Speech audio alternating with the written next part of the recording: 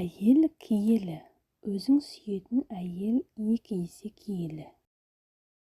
Әйелсіз біздің өміріміз басында қорғансыз, ортасында рахатсыз, аяғында жұбатусыз өтер еді. Еркектер әйелдерге дөрекі сөйлегенде түсінбейді.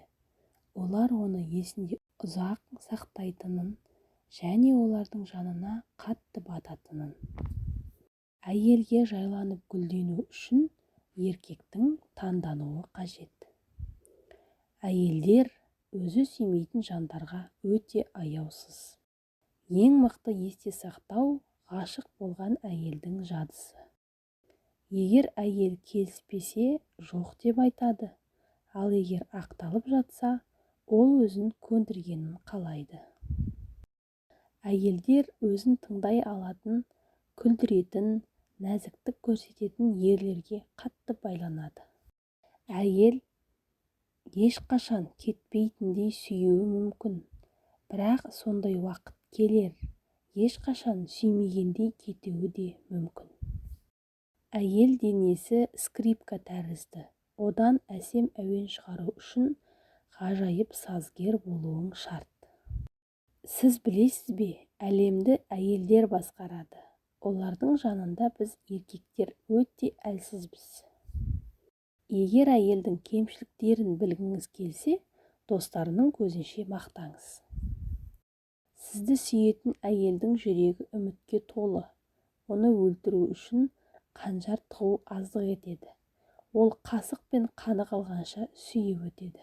Сені толықтай түсінетін әйелмен жолығу өте қауіпті. Оның салдары үйленумен аяқталады. Әйел бір затты сұраса, дереу беру керек. Болмаса, ол өзі алады. Егер әйелді өзгерткің келсе, онымен келіс.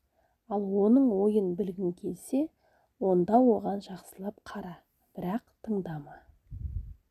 Егер әйел еркекке сен ең ақылдысың десе, демек ол түсініп тұр, сен сияқты екінші ақымақты таба алмасын. Өзін сүйікті сезіну үшін әйелге әрдайым назар салу қажет. Әйелдер әртүрлі болады. Кейбірі жай ғана әйел, ал кейбірі ғажайып жаратылыс. Әйел өзін барлық мәселелерден арылтатын адамға тиесілі. Егер әйел ашуланса, демек ол кінәлі. Ол ғана емес, өзінікі дұрыс емес екенін біледі. Әйелдің ең әдемі әрекеті еріксіз жымиюы. Еркектер әйелдерге әдемі батыр жігіттер ұнайды деп ойлайды. Негізі әйелдер өзіне қамқор болатын жігіттерді ұнатады. Құрметті оқырман, видео ұнаса, лайк басып, комментарий қалдыра кетіңіз. Және де каналымызға тіркеліп алуды ұмытпаңыз.